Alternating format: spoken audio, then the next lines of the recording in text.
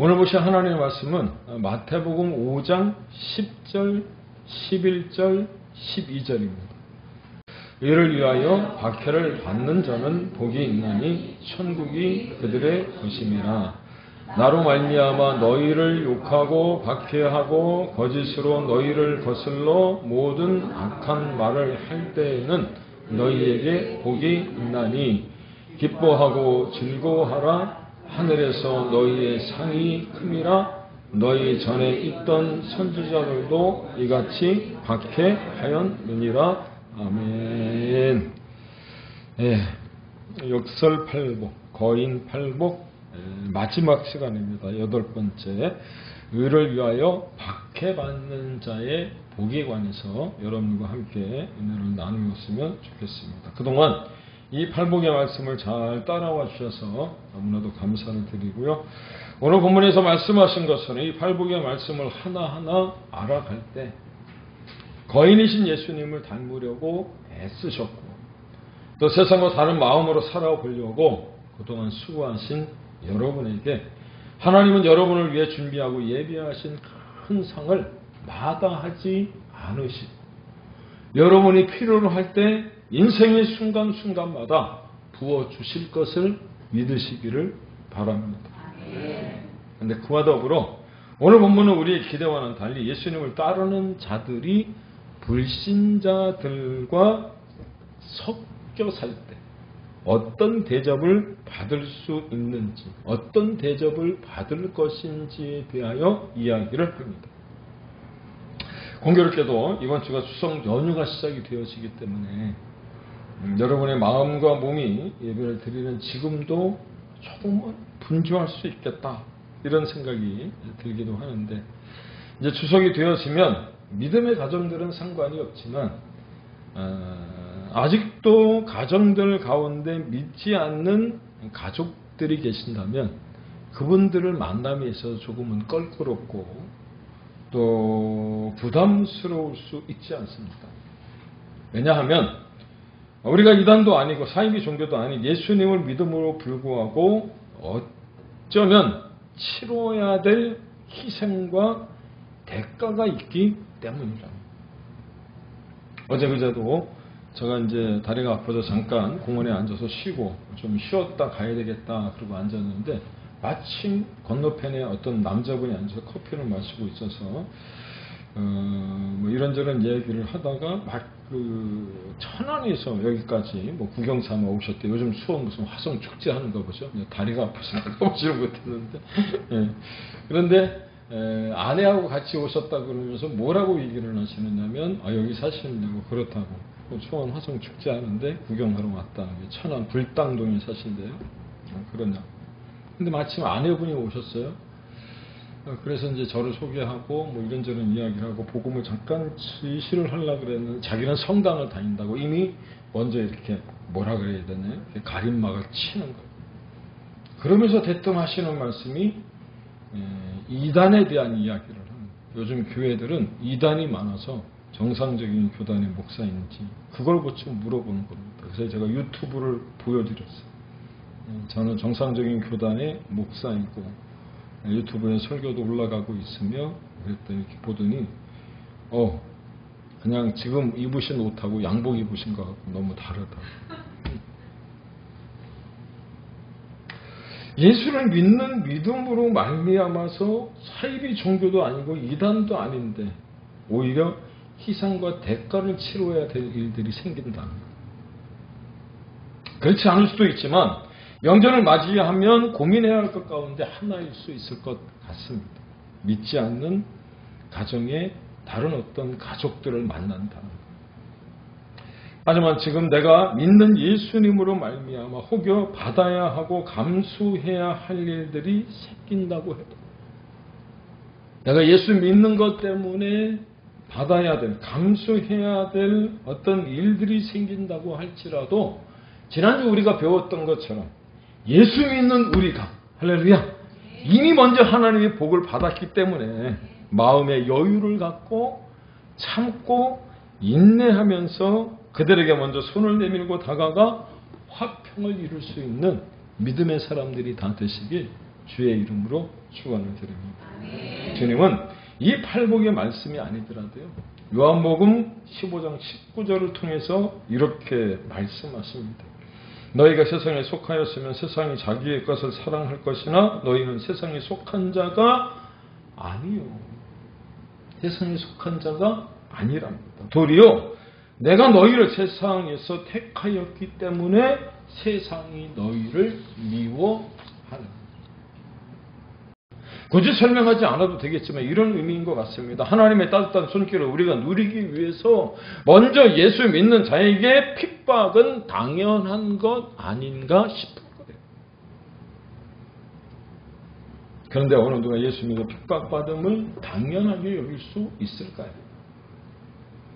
현실적으로 거의 불가능한 일에 가까운 것입니다. 하지만 이미 예수님은 알고 계셨기에 너희 전에 있던 선지자들도, 오늘 말씀 12절에 그렇게 말씀하잖아요. 이같이 박해를 받았다는 겁니다. 그런데 어떤 박해를 받았느냐? 지금의 우리가 받는 박해와는 전혀 차원이 다른 박해를 받았다는 사실을 여러분 아십니까? 코로나 때 우리 기독교와 그리스도인들이 받았던 모멸감, 그 박해는 박해도 아니라 신앙을 따라 살기 위해서 추석 때 그 많은 가족들이 모였음에도 불구하고 며느리로, 딸로 내가 교회를 다니고 있으니 하나님께 복을 받았으니 내가 그들을 위하여 내가 그 사람들보다 2배, 3배 더 부엌에 들어가서 일을 하고 뭔가를 준비해 주었음에도 불구하고 그들처럼 소위 차례 지내는 일에 동참하지 않고 절하지 않는다는 것 때문에 받는 멸시는 박해도 아니라. 왜냐? 사도 바울이 되기 전에 사울이었을 때 스데반을 돌로 쳐서 죽이지 않았습니까? 그런데 예수 믿는 사람들을 잡아 죽이기 위해서 그 애를 쓸 때 사도 바울이 썼던 표현이 뭐냐면, 유진 피터슨의 메시지 성경에 보니까 사도행전 8장 3절에 사울이 교회를 진멸했다. 개역개정 성경에 그렇게 표현하고 있는데, 유진 피터슨은 뭐라고 얘기하고 있느냐면 사울이 교회를 초토화시켰다.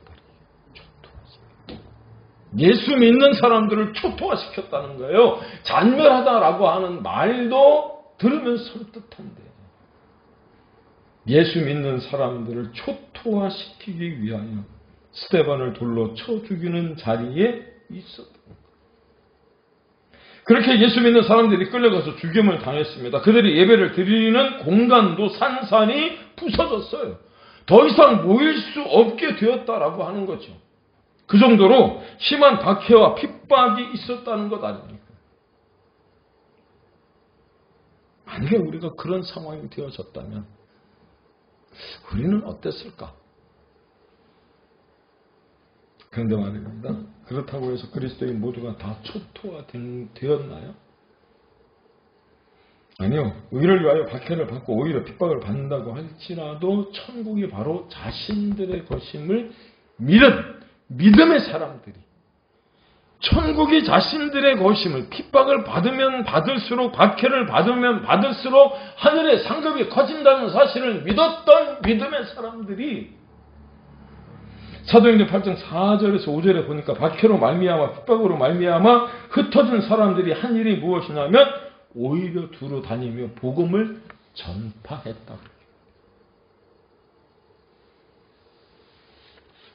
특별히 빌립 같은 사람은 사마리아 성에 살며 사람이 아닌 개 취급을 받았던 그들에게, 유대인들이 상종도 하지도 않았던 그들에게, 들을지 안 들을지도 모르는 그들에게 설교를 하고 복음을 전파했다. 어떤 목사님이 개척을 하기 전에 성도들이 없어서 그 성도님들을 생각하며 이제 교회에 오실 성도님들을 기억하고 또 기대하면서 장독대를 향하여 설교했다는 것처럼 들을지 안 들을지도 모르는 그들에게, 사마리아 사람들에게 복음을 증거했더니 사도행전 8장 6절에 뭐라고 얘기합니까? 한 마음으로 그가 하는 말을 따르더라. 할렐루야. 그렇지. 그리스도를 백성에게 전파했더니 무슨 일이 일어났느냐면 이방민족, 사람의 취급을 받지 않았던 개 취급을 받았던 사마리아 사람들이 빌립의 복음을 듣고 한 마음이 됐다. 그래서 저는 이 사도행전의 말씀을 볼 때마다 가슴에 불이 붙습니다. 왜냐하면 이 사도행전 8장 앞절에 보면 7장에 스데반의 긴 설교가 나와요. 7장 전체가 다 스데반의 설교라고 봐도 과언이 아닌데 그 긴 설교가 끝나자마자 그 말씀을 듣고 있었던 유대 종교자들과 사울이 돌을 쳐서 스데반이 순교를 당할 때 사도행전 7장 55절과 56절에 보니까 이렇게 기록합니다. 스데반이 성령 충만하여 하늘을 우러러 주목하여 하나님의 영광과 민 예수께서 하나님 우편에 서신 것을 보고 말하되 보라 하늘이 열리고 인자가 하나님 우편에 서신 것을 보라. 할렐루야. 무슨 말이냐? 저의 묵상의 결과이지만 오늘 본문 마태복음 5장 11절처럼 나로 말미암아 너를 욕하고 박해하고 거짓으로 너를 거슬러 모든 악한 말을 들을 때 너희에게 복이 있다 하시는 주님이 하나님 보좌 우편에 앉아 계시다가 스데반이 돌을 맞아 순교하는 그 장면을 보시고 벌떡 일어나 맞이하셨다는 거예요. 그래. 온갖 박해로 인하여 욕을 들어야 했고 거부한 말을 들어야 했기 때문에 그래서 도저히 복음을 전하던 본고지를 떠날 수밖에 없었던 이들을 위해서 그리고 아무도 듣지 아니하고 믿지 아니려 하는 곳에 가서 그리스도를 전하는 주님의 백성들을 누가요? 주님이 하나님 보좌 우편에서 보고 계셨다는 거예요. 왜? 하나 되게 하기 위해서. 뿐만 아니라 하늘의 신령한 복과 땅에 기름진 복을 주시기 위함인 줄로 믿으시기를 바랍니다. 그렇게 주님은 그 보좌에 앉으시지도 못한 채 우리가 받는 그 핍박과 박해를 지켜보고 계신다는 사실을 상상만 해도 몸의 전율이 흐를 수밖에 없더라. 나는 나 홀로 그 돌을 맞아야 하고 온갖 모멸감은 다 당해야 되며 그 핍박과 그 박해를 받는 것 같았는데 마치 스데반이 순교할 때 하나님 보좌 우편에서 벌떡 일어나 서성이며 그 모습을 지켜보셨던 것처럼 여러분 우리를 지켜보시는 줄로 믿으시기를 바랍니다. 그래. 오늘 본문은 이미 우리가 보았던 탈복의 7가지 말씀과는 조금 다릅니다. 발견하셨나요? 주님을 따라온 이들에게 7가지의 복을 말씀하신 것과는 달리 덧붙인 말씀이 있어서 제가 10절과 11절, 12절을 제가 봉독을 했는데 11절에 보니까 콕 찍어서 너희라는 2인칭 표현을 사용하고 계시더라고요. 그들에게 복이 있다. 그들에게 복이 있다. 그들에게 복이 있다. 이렇게 말씀하시다가 이 마지막 의를 위하여 박해받는 자의 복을 설명하시면서 너희에게 라고 하는 단어를 4번이나 사용하고 계세요. 근데 이 말씀을 보는 순간에 이런 생각이 들었습니다. 만약 오병이어의 기적을 일으켰던 베세다 들녘에 주님을 따라온 이들이 5,000명이었다면 아마도 이 산등성에서 말씀을 듣고 있던 이들의 숫자도 그 정도가 아니었을까. 하지만 주님의 입으로부터 복이 있다, 복이 있다, 복이 있다 그렇게 말씀하시다가 느닷없이 의를 위하여 누구로 말미암아 주님으로 인하여 박해를 받을 것이라는 말씀을 듣는 순간 그 자리에 몇 명이나 남았을까?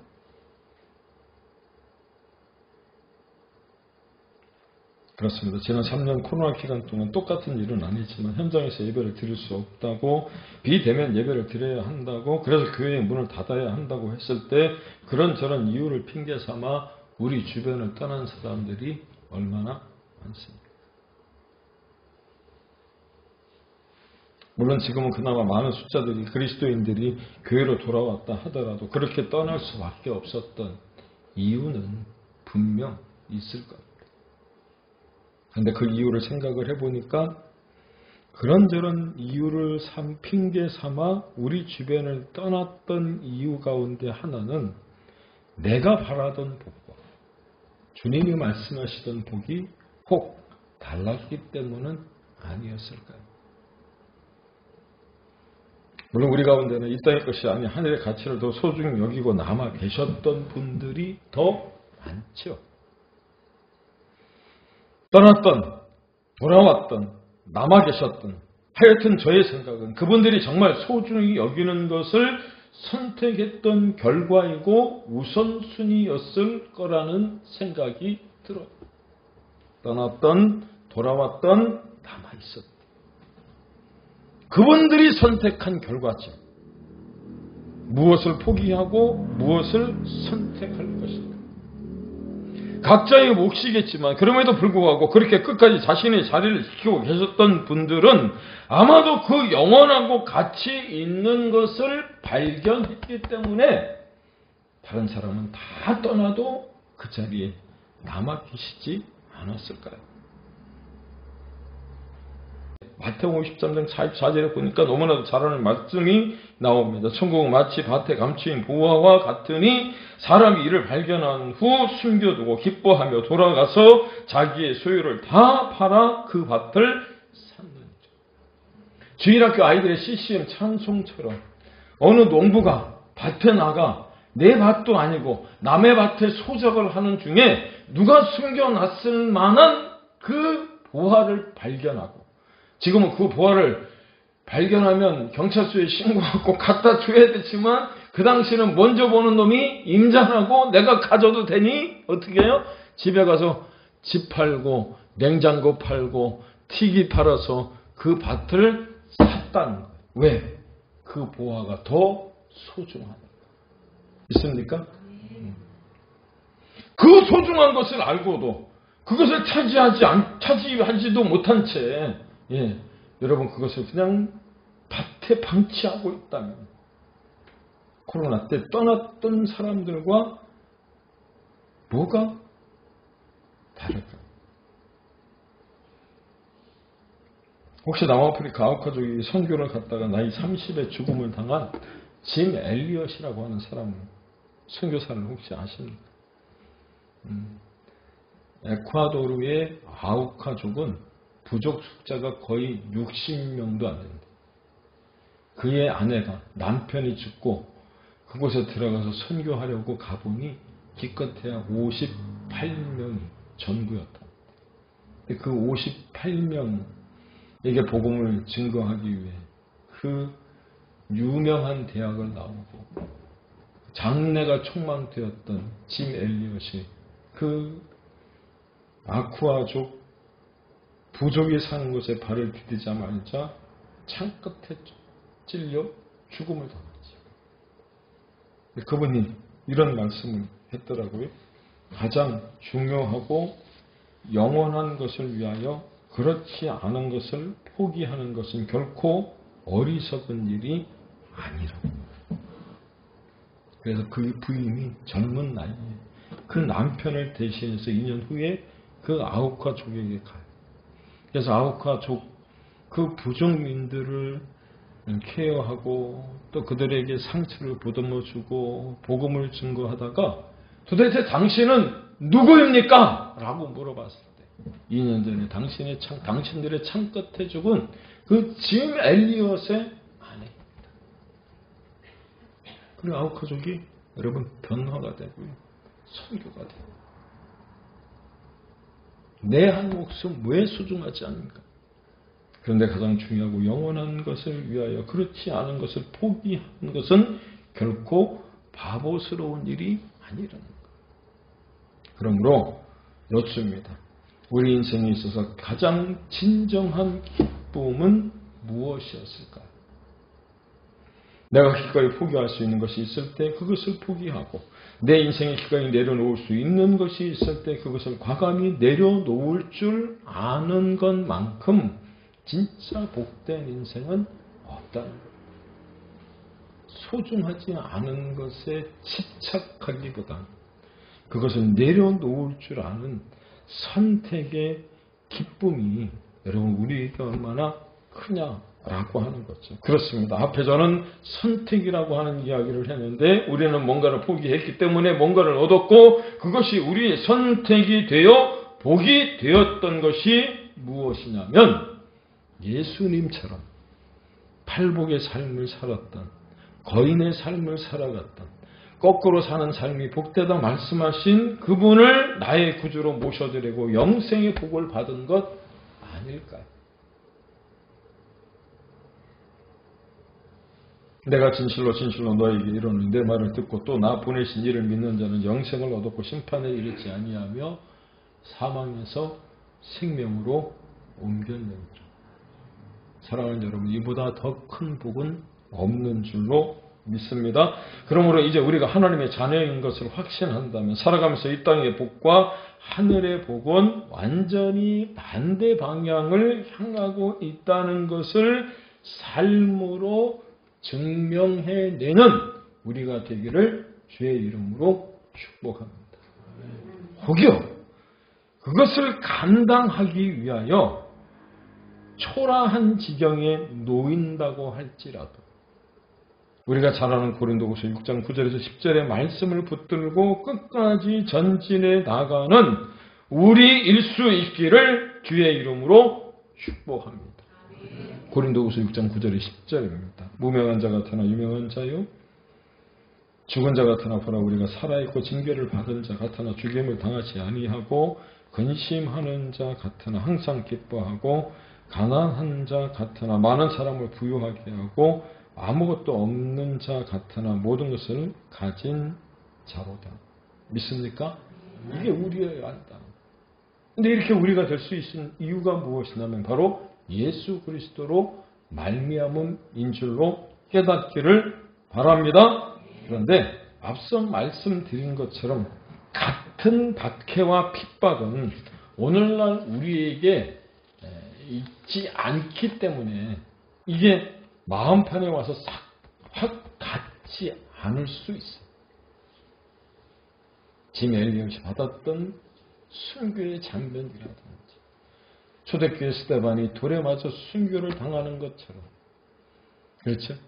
경계장 내에 사자밥이 되어지거나 창끝에 죽었던 그 많은 핍박과는 다른 어떤 그런 모습들로 우리가 살아가기 때문에 도대체 우리가 받는 핍박과 박해는 무엇일까 생각을 해보면 이 시대의 핍박과 박해는요.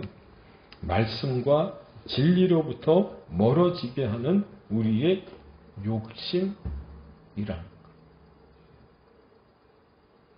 야고보서 1장 14절에 보시면 이런 말씀이 기록되어 있더라고요. 오직 모든 사람이 자기 자신의 욕심에 이끌려 유혹을 받을 때 시험을 받는다.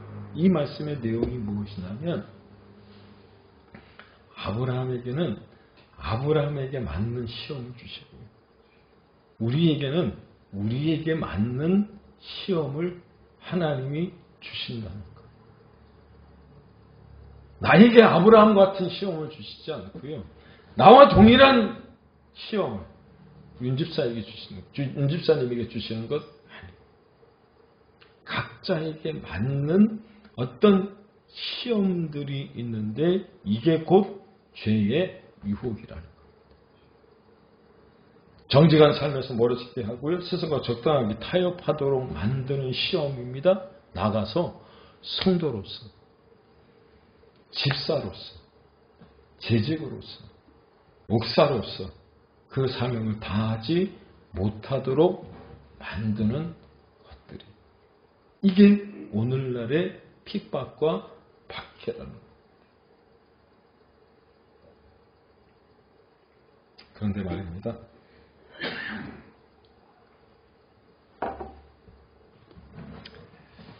말씀을 묵상하다 보니까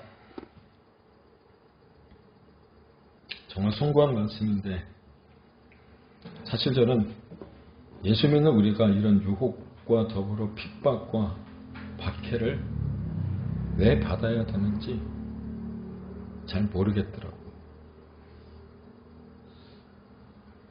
사실 저는 우리가 사는 이 세상에서 어떤 사람들은 왜 잘 사는지, 어떤 사람들은 왜 어렵게 사는지 잘 모르겠더라고요.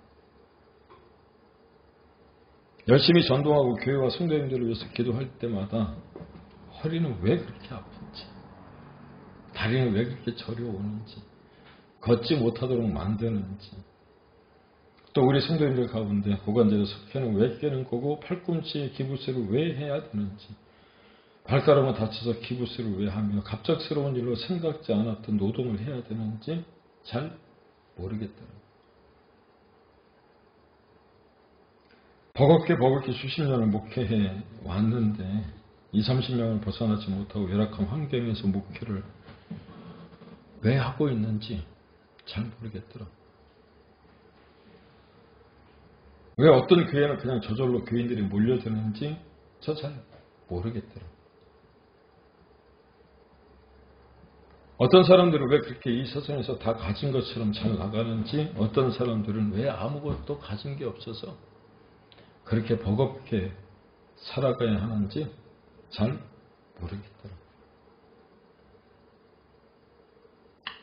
예수 믿고 신앙 지킨다고, 믿음 지키겠다고 하는데 가족들로부터 왜 핍박을 받고 박해를 받아야 되는지 잘 모르겠더라고요.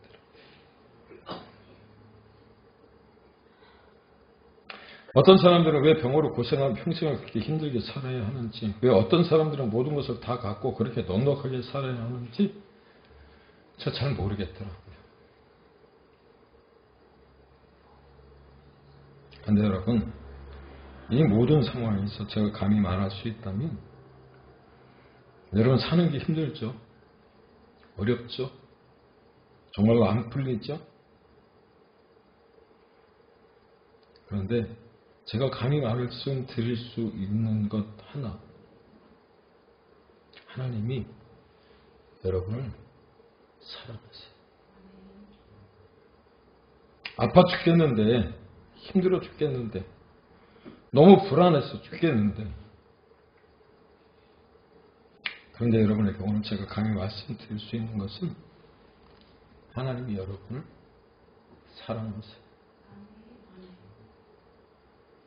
세상은 다 버린 것 같아도, 세상은 조롱하고 비웃지만, 그렇지만 여러분 아십니까? 하나님이 여러분 사랑하세요. 그러므로 바라기는 하나님이 나를 부르신 그 자리, 그 역할, 그 사명이 있는 줄로 깨닫고 그 믿음 지키셔야 해요. 왜? 하나님이 나를 사랑하시기 때문에. 거기에 자신의 자리와 섬김의 자리, 그리고 예배의 자리를 지키기 위해 쓸 때마다 핍박과 박해의 농도가 짙어진다고 할지라도 이탈하지 마시고요.